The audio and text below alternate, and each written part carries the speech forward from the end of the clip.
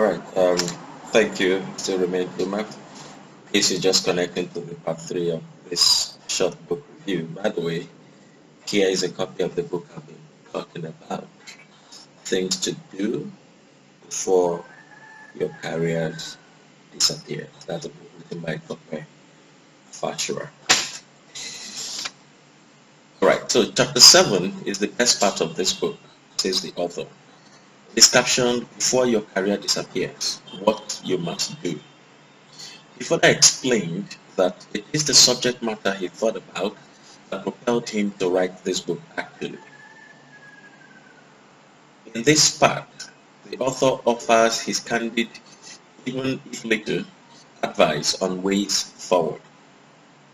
He was quick to note and state quite clearly that all the advice that he may give to individuals, households, companies, governments, and other groups of people are not necessarily the only advice that one should give, and not necessarily even correct, because he does not claim to know it all. There are no hard and fast rules, no one size fits all in these matters. For some, their jobs will disappear faster than others. Not a lot more jobs will be created as time goes on compared to the number of job seekers, university graduates, and those who lose their jobs. Some jobs will disappear overnight. Some will take much longer. Cultures will play a role in this.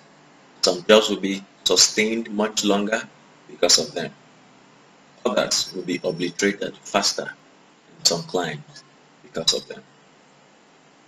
In chapter 9, which is the last, the author talks about how to develop a people. He felt certain, though, that most of the things he has written in this book are very important. He also knows for sure that 80% to 90% of careers are in the balance, in jeopardy in today's world. Out of that figure, with the way things are going, at least 40% of the jobs will go. The author has basically written a book that started out as an advice to individuals, or rather a clarion call for them to look into the future and see the dangers besetting their careers.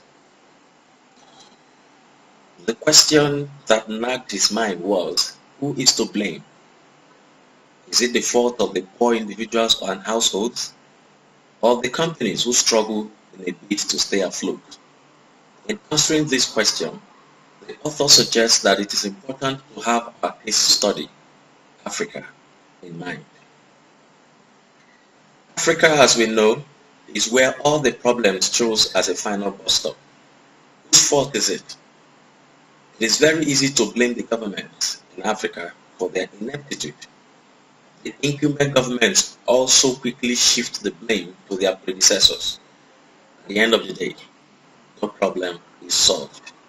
In fact, we are left in a dilemma. I say it is okay to blame the government for their lack of vision, selfishness, and most times corruption for getting Africans into a dead end. But anyone who remains at the realm of pushing responsibilities is himself part of the problem. On a trip to Dubai, the author narrates on page 233, whilst seated in that glistening Dubai metro cabin, he started to think about what it was that really made the country great and developed. What were those attitudes that a people and their leaders have to imbibe in order for them to earn the respect of the world? To stop being seen as the last in everything, to stop being the object of ridicule at every coffee table. He thought about Africa and the way we do things. Some of us travel far and wide, but at the end, we return to our countries and continue our old myopic ways. So he jotted down the following points about what exactly a country should do. They are all fully documented